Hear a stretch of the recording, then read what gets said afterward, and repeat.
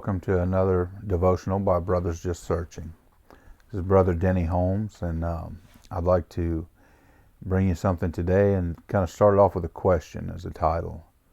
And that's going to be, what are you doing with Jesus? A while back I heard Brother Isaac say this. He said, God won't ask you what you did with the law, but He's going to ask you what you did with His Son. He's very concerned with His Son Jesus. And I just want to take a minute here and bring some things to you. I hope to encourage you to press in and really get alone with the Lord, to take your personal relationship with Him seriously. A while back, I was driving on our way to church, and I felt in my heart to share with my children something. And then after the praise and worship was done, I felt led of the Lord to share this with the body as well. And that was that no one has more right to Jesus than you do. No one has more access to Jesus than you do. And I'd like to look at a few scriptures here this morning that I believe will help bear that out. We all come to Jesus the same way. We all come through the cross of Christ. But I believe that it's up to us, how close do we want to press in? How close of vicinity do we want to be with Him? And I'd like to take a look at a few people who chose to press in a little more than the most. And as a result, they have a unique testimony. And I believe that that's available to all of us. I don't see anywhere in the Bible that anybody who would approach Jesus, who would come in and be alone with Him, find themselves, or that Jesus would push them away. But He would let them get as close as they want. And I think if something happens a lot in the Bible, we should definitely look into it. And this is one of those things that I'm just bringing just a few instances of individuals that I feel pressed in more than the most.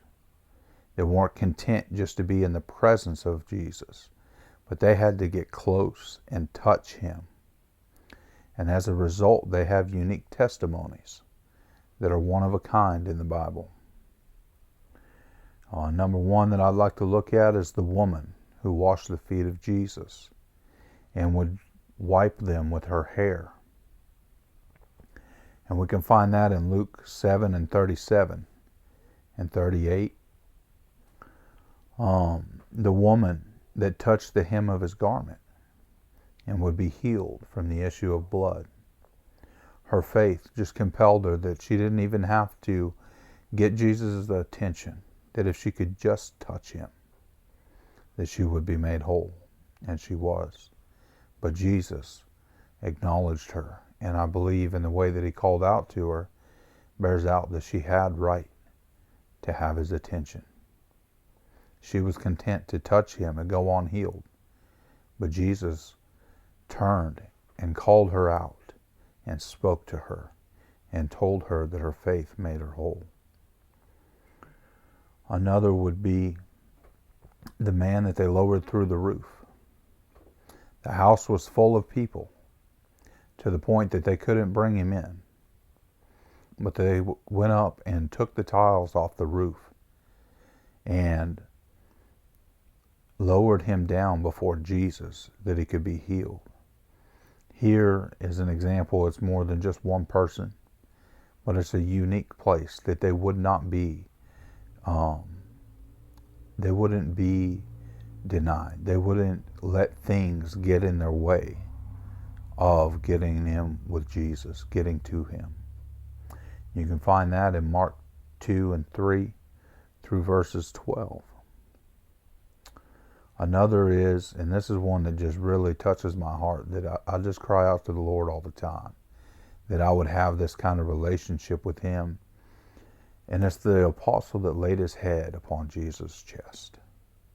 To be so close that you could hear the Lord's heartbeat. And this is one that especially in today's culture, I would not be comfortable with laying my head on another man's chest. It just, I don't know. To me, I just would have a problem with doing that. But this man was so concerned with Jesus and so in love with Jesus that he just didn't care what others thought. But he would just lay his head upon his chest. He couldn't get close enough. And to think that Jesus didn't hinder him, but he let him, is just to show the heart of Jesus. Another is the man upon the cross. Now, this man obviously couldn't physically get to Jesus the way that the others did. But after a while, the Bible bears out that he came to understand that he was upon this cross. And I'd just like to quickly point something out. This man is condemned, and he has been judged. He's been tried. He's found guilty, and he's currently carrying out the death penalty of his actions. He's actually he's in the state of dying for his sins. It's said that nobody came off the cross, the Roman cross, alive. So this man's literally dying as a result. But he's able, and I'd like to point out, until he reaches out to Jesus, he's dying without forgiveness of his sins. But if you look at the account in Luke 23 and 40, he calls out to Jesus. The other man is condemning him. In fact, I would just like to go ahead and go take a look at this real quick and just read it. This ain't the main text that I really want to get to today. But it says, there was 2 malefactors that were hanging. And one of the malefactors which were hanged railed on him, saying, If thou be Christ, save thyself and us. But the other answering rebuked him, saying, Dost thou not fear God, seeing thou art in the same condemnation? We indeed justly, for we receive the due reward of our deeds. But this man hath done nothing amiss. And he said unto Jesus, Lord, remember me when thou comest to thy kingdom. And Jesus said unto him, Verily I say unto thee, today thou shalt be with me in paradise. And this man's testimony brings comfort to know that up to the very last moment, if for whatever reason we have not made right with God, that we can call to him. It just stands out. Another, and this is the one that I would really like to take a look at today, is Peter, when he would walk on the water. The only man besides Jesus who's ever recorded to walk on water.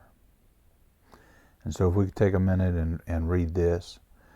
It's in Matthew 14:22.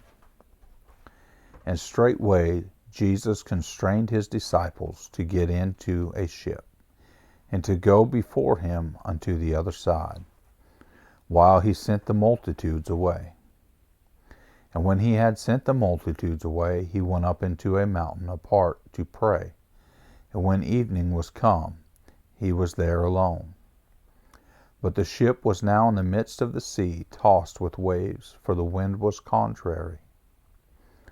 And in the 4th watch of the night, Jesus went unto them, walking on the sea. And when the disciples saw him walking on the sea, they were troubled, saying, It is a spirit. And they cried out for fear. But straightway Jesus spake unto them, saying, Be of good cheer, it is I, be not afraid.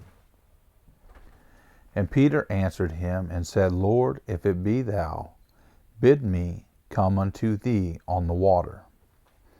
And he said, Come. And Peter came down out of the ship, he walked on the water to go to Jesus. But when he saw the wind boisterous, he was afraid, and beginning to sink, he cried, saying, Lord, save me.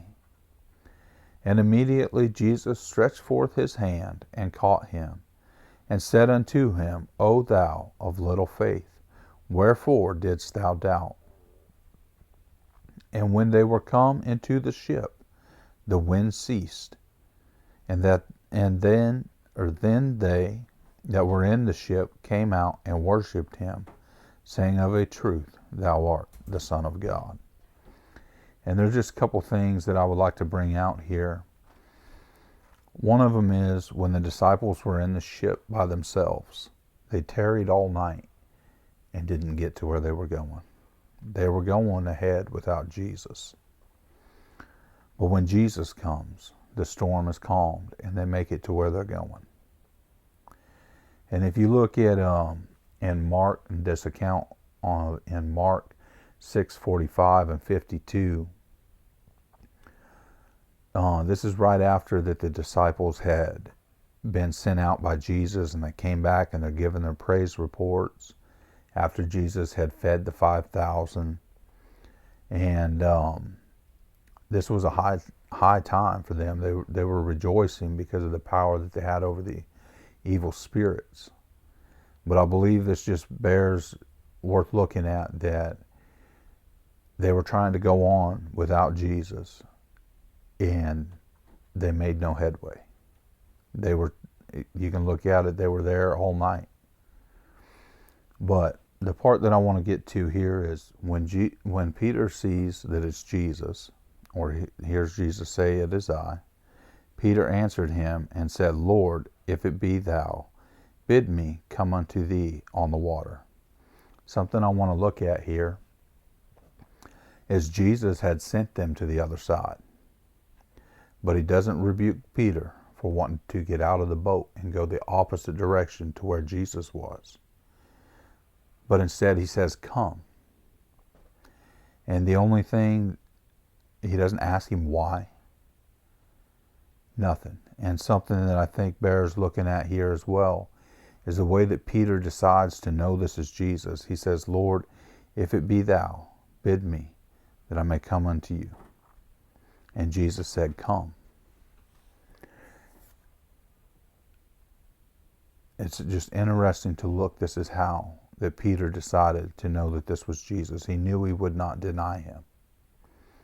Also, Jesus just tells him, come. Despite the fact that Peter's going the opposite direction of what Jesus had told him to go, if he was pressing in closer to Jesus, he was headed in the right direction.